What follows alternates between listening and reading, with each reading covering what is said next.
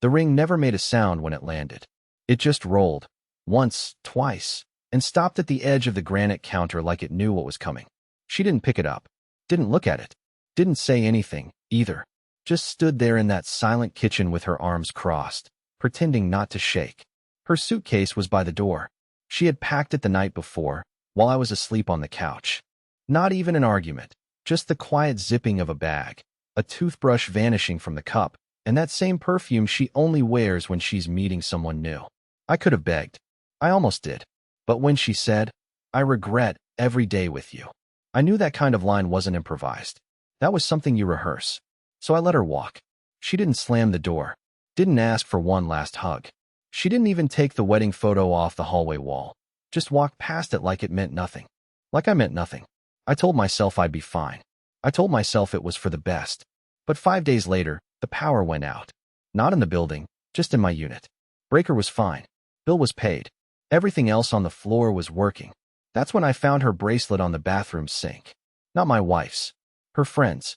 And when I turned around, the front door was already unlocked.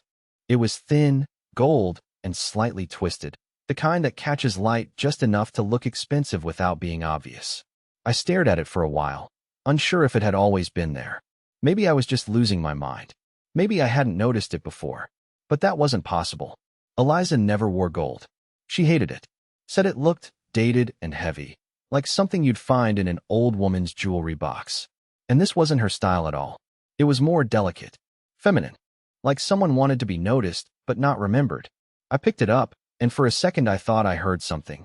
The faint click of a heel on wood, like someone had just stepped back into the hallway and froze. I waited. Nothing. I walked to the front door. Still unlocked, just like I'd seen a few seconds earlier. That was the part that really started getting to me. I'm careful about things like that. I triple-check locks, windows, stove burners. Eliza used to tease me for it. She'd say, "You've got the anxiety of a retired detective." But now the joke didn't feel funny. I relocked the door. Then I turned around, and every hair on my arm stood up. There was a mug on the counter, one I hadn't used in weeks. It had lipstick on the rim. The shade was coral pink. Not Eliza's color. Not her lipstick brand either. I hadn't even had guests. My hands started trembling again, just like the night she walked out. But this time it wasn't heartbreak. It was something colder. Something crawling up the back of my neck that I couldn't shake. I grabbed my phone and opened the apartment camera app, the one I had secretly installed above the doorframe a few months back after a break-in in the building. It was motion-activated, the kind of paranoid purchase you never think you'll need. And that's when I saw it. The footage from earlier that morning.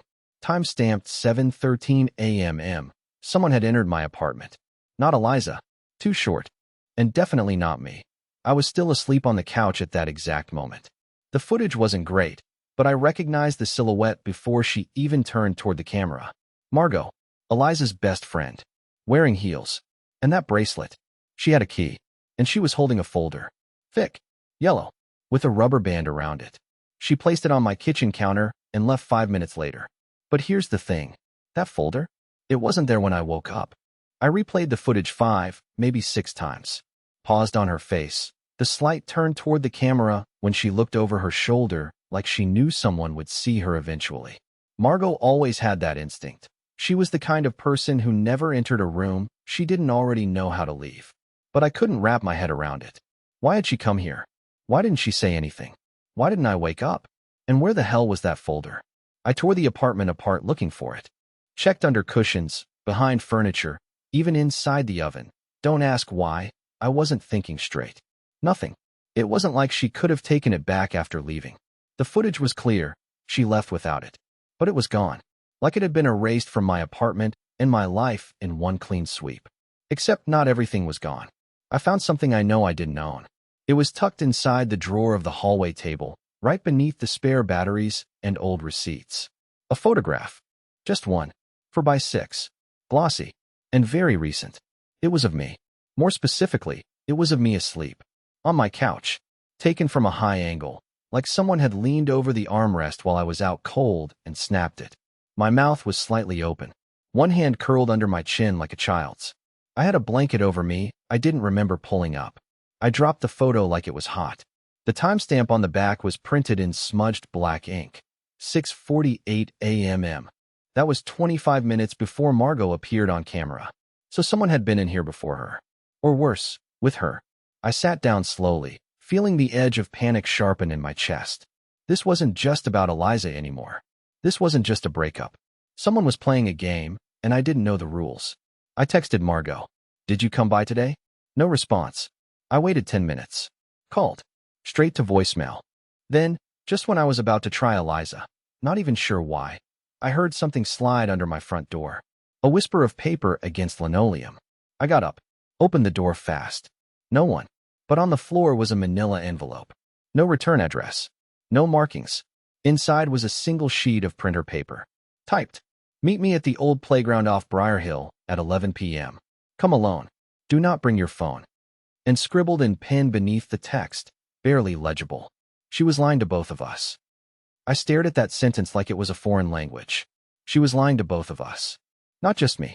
Whoever wrote it had been close enough to Eliza to feel betrayed by her, and confident enough to assume I had been, too. That made the list short. But nothing about this was making sense anymore. I locked the door, double-checked it this time, and placed the envelope on the table next to the photo of me sleeping. Then I grabbed my coat and walked a few laps around the apartment. Not because I needed exercise, but because sitting still felt impossible. By 10:25 p.m., I was in my car, parked 2 blocks from the Briar Hill playground, just far enough to keep a clear view of the entrance. The place had been shut down a year ago after someone broke their ankle on the rusted monkey bars. No lights, no security. Just a forgotten lot of creaking equipment and shredded mulch, slowly rotting behind a sagging chain-link fence. Perfect place for a setup. I didn't bring my phone. But I did bring a flashlight, a pocket knife I hadn't touched in years, and every ounce of caution my brain could still generate through the storm of confusion. At 10:58, I saw her. Margot. She was already inside the fence, pacing slowly beneath the swings like she was waiting for a bus that might never come. She wore a dark hoodie, hair pulled back, face pale in the moonlight. I stepped through the broken gate as quietly as I could. Gravel crunched under my boots anyway. She turned fast, like she was scared of me. What is this? I asked, louder than I meant to. Margot didn't speak right away. She glanced behind me, scanned the tree line, then gestured for me to keep my voice down. Did anyone follow you? She whispered. No. What the hell is going on, Margot? You came into my apartment. You left something. Then it disappeared. Now I find a photo of me sleeping and a message telling me you're not the only one being lied to. She flinched at the word photo, but didn't deny it. I didn't take it, she said. But I've seen it. And worse. That made my stomach tighten. I thought she was just unhappy, she continued. That it was a messy ending. But Eliza, she's been planning something for months. I tried to ignore it. I thought maybe I was jealous or reading too much into things. But then I found the burner phone. Burner phone. She nodded, hidden in a hollowed-out book in her closet. She used it for one number. A guy saved as D. I confronted her. She told me it was an old friend from college and to mind my own business. She was shaking. I've never seen her like that. And you thought breaking into my place and leaving mysterious notes was the logical next step? Margot leaned closer, eyes wide. That folder I left? It had copies of everything. Texts, photos, screenshots from cloud backups she didn't know I had access to. And within 2 hours of leaving it with you, she called me. Said she knew what I did. Told me to clean up the mistake before things got worse. My breath caught. You mean she's watching me? She's watching everything, Clive. And the folder? I left it on your counter. I swear. If it's gone, she got there first. Or someone else did. I turned my head, suddenly hyper-aware of every sound around us. Then Margot said the thing that made my spine go cold. You don't know who D is, do you? I shook my head. She reached into her hoodie and pulled out a crumpled printout. A blurry photo of a man in a leather jacket, face barely visible, standing next to Eliza at what looked like a motel entrance. That's D, she said. And he's not from college. He's from your past. The part you never told her about. I stepped back. Because I recognized him, too. And I never wanted to see his face again. I hadn't heard that name in over a decade. Not spoken out loud. Not written. Not even thought about clearly. It was one of those memories you keep locked in a mental basement behind a door you don't open. Because if you did, the rot underneath might spread. But here he was. Not just a ghost. Not just a bad dream. but standing next to my wife in grainy black and white, leaning against a motel wall like he had nothing to hide. Darren. Back then, we just called him D. He liked it better that way, said it made him sound less traceable. We weren't friends, exactly. More like orbiters of the same chaos. He ran with guys who knew how to make money disappear and get it back smelling like cologne. I wasn't proud of the time I spent with him. I was younger, dumber, broke, and looking for ways to keep a roof over my mom's head after my dad skipped town. I thought I left all that behind when I moved 3 states over and started fresh. Got clean, got stable, met Eliza, got married, built a life that felt earned. But now, somehow, that buried life had crawled back to the surface. And Eliza, the woman who said I was suffocating, who packed a bag without a goodbye, had been smiling in photos with the one man who could ruin everything. You're sure this was recent? I asked, even though I already knew the answer.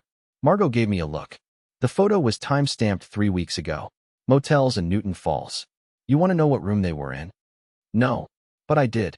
I wanted to know everything. How they reconnected, how long it had been going on, whether she ever planned to tell me. Or worse, whether Darren had sought her out for a reason. Because if there was one thing I knew about him, it was this. He never showed up without a plan. Margot crouched near the slide and pulled something else out of her backpack, a small black USB drive in a clear plastic bag. She handed it to me like it was dangerous. What's this? Part of the backup I didn't trust the folder to hold. Screenshots, recordings, emails. I only found them because I knew where to look. Eliza never deleted her autosync from an old shared folder we used in college. She forgot I even had access. I pocketed the drive. You should leave town, Margot whispered, eyes scanning the darkness again. Seriously, I don't think she's done, and I don't think she's alone. She's with him. That's more than enough. But Margot shook her head. No, Clive. It's more than just a fling or a revenge thing. There's money involved. Big money. And she knows you might be the only thing standing in the way. I didn't understand. Or maybe I didn't want to. But when I got back home, when I locked every door, pulled the blinds, and finally plugged in that USB, I saw something that made my stomach turn inside out. It was a PDF attachment from an encrypted email, a scan of a handwritten document, signed and dated. It was my signature, on a financial document I'd never seen. And next to it, Eliza's. It wasn't just a fake signature. It was my signature, my actual handwriting. The slope of the C, the way I accidentally curved the V in my name too sharply, it was mine. But I had never seen that paper before, never signed anything like it. And what's worse, the document wasn't something small or technical. It was a transfer form, a full power of attorney agreement, dated 2 months ago, naming Eliza as sole controller of my remaining inheritance, the one thing I had left from my mother's estate. My mom died when I was 24, and she didn't have much. But what she left me, I guarded like a relic. I never even touched the trust account. It was my safety net, my when things go to hell fund. And now, according to this file, I had given Eliza the legal right to do whatever she wanted with it. Sell property, move funds, empty it. My throat went dry as I stared at the PDF. It even had a notary stamp, a real one. I checked the number. It matched a licensed notary from Ohio, which meant this wasn't a joke. This wasn't just a betrayal of the heart anymore. This was something else entirely. I opened the next folder on the USB. There were voice memos. Most were silent at first. White noise, pockets shifting, Eliza humming softly while driving. But one was different. It was a recording of her and Darren in what sounded like a hotel room. I recognized her laugh. I hated how much I still recognized it. Then came the part one can't forget. Eliza, he won't fight it. He never does. That's the whole point. You don't need to blackmail him. Just push hard enough, and he folds. Darren, and if he doesn't? Eliza laughs. Then we ruin him completely. Either way, we get what we came for. I paused the audio. My ears were ringing. My own wife, or ex-wife, whatever she was now, had mapped out my collapse like it was a checklist. She wasn't angry. She wasn't emotional. She was strategic, clinical, like she'd been practicing it long before she said those words. I regret every day with you. None of it was impulsive. Not the breakup. Not the apartment visit. Not the missing folder. Everything had been orchestrated to make me unravel slowly enough that I wouldn't notice what she was taking from me. But what did Darren want? Why reappear after all this time? It wasn't just about money. It couldn't be. He wasn't the type to scheme with women. He used them like smokescreens, not partners. Unless I had something neither of them could get without me. I opened my laptop and logged into the bank portal for the trust. Access denied.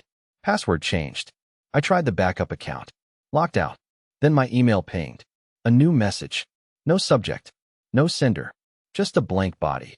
Except for one line of text at the bottom, centered. Meet me alone tomorrow. You have one chance to fix this. D. And attached below, a single image. My mom's house. Burning.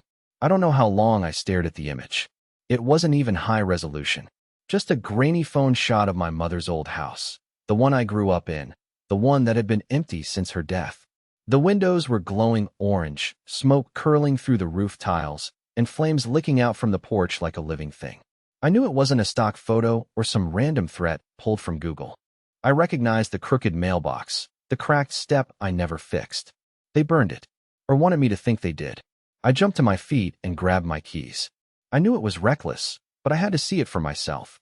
The house was 2 hours away, in a quiet rural patch of Ohio no one cared about unless they were passing through or hiding from something. I drove without thinking. Every turn was automatic, like muscle memory from a former life.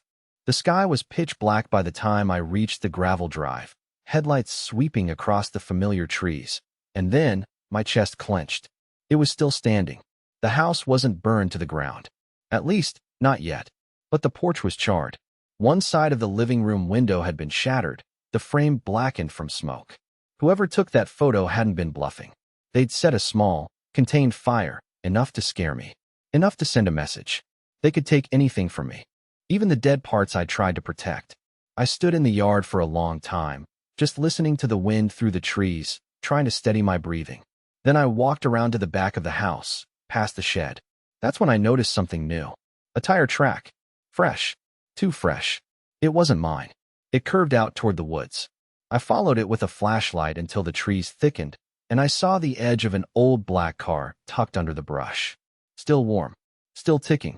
And on the windshield, a sticky note, flapping in the breeze. You brought this on yourself, Clive. Come alone.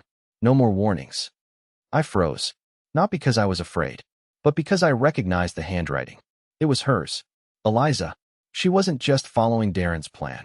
She wasn't a pawn in someone else's con. She was the architect. Everything, the faked signature, the folder, the recording, it wasn't just to take the money. It was to dismantle me in pieces so small I wouldn't be able to put myself back together when it was over. And she was almost done. But the note made one mistake. It assumed I was still the same Clive who backed down when things got hard. The guy who folded. Who apologized for things he didn't do just to keep peace. That Clive was gone. I got back in my car. And instead of going home, I drove to the one place Eliza never liked me going. The place she said made me paranoid. My storage unit. I hadn't opened it in over a year. But inside, behind boxes of junk and old books, there was a fireproof case. And inside that case was the last real leverage I had left, something even Darren didn't know I still possessed. A flash drive. And a notebook. With names, dates, and a signature that wasn't forged. The notebook had been sitting untouched for almost a decade. I wasn't even sure I'd kept it, let alone where it was. But when I cracked open the fireproof case, there it was. Same weathered leather cover. Same dust. Same weight. And inside, the final piece of the puzzle. Darren used to keep people quiet with cash. But when that didn't work, he kept them quiet with documents. Blackmail. Leverage. One of those documents had gone missing during a job gone wrong. A forged ownership transfer tied to a shell company he created in my name without telling me. At the time, I didn't know how dangerous it was. But when the deal fell apart and people started asking questions, I hid the backup copies in that notebook. I didn't realize I'd need it to save myself years later. But now, it was the only thing standing between me and total destruction. I scanned the files onto my laptop, encrypted them, and uploaded them to a timed release service. Then I printed 3 copies and mailed them to 2 lawyers and a journalist I trusted. Not just to protect myself, but to make it impossible for Eliza and Darren to twist the story if they tried. By the time I arrived at the meetup location, an abandoned rest stop near the interstate, same as the last line in Darren's cryptic email, I wasn't afraid anymore. I was ready. He was waiting, leaning against a rental car, leather jacket, same smug tilt to his head. Eliza was beside him, arms crossed, eyes colder than I'd ever seen. The love in her was long gone. Or maybe it was never real to begin with.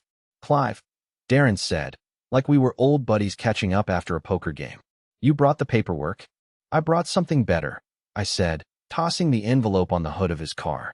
He opened it, eyebrows furrowing as he scanned the top page. Eliza leaned in, and that's when she paled. This isn't, she started, but stopped. Because she recognized it. The original document. Not the forged one. The one that proved everything they'd done had been built on a lie. And more importantly, that I hadn't signed anything. I pulled out my phone. This goes to the police in 2 minutes. And 3 reporters. And 2 lawyers. Unless you walk away. Now. Darren stared at me, that cool mask cracking for the first time. You wouldn't. Try me. A long silence. Wind. Tires from the highway in the distance. Then, slowly, Darren stepped back. And Eliza? She didn't say a word. Just turned, got in the car, and slammed the door. They drove off without another threat. They didn't need to. Because I'd already won. That was 3 months ago. The trust is back in my control. My accounts are safe. The forged power of attorney was shredded in court. No criminal charges. Yet. But Eliza and Darren are under investigation, and my lawyer says it's only a matter of time. As for Margot, she helped me through it. More than I expected. More than I probably deserved. We still talk. Sometimes we sit on the swings at Briar Hill, just like that night, watching the wind move through the trees. She says I look lighter now. Not fixed, but healing. And you know what? She's right. Because for the first time in years, I'm not waiting for the next betrayal. I'm not flinching at shadows. I'm building something again. This time, on my own terms. And I sleep with the door locked, but not afraid.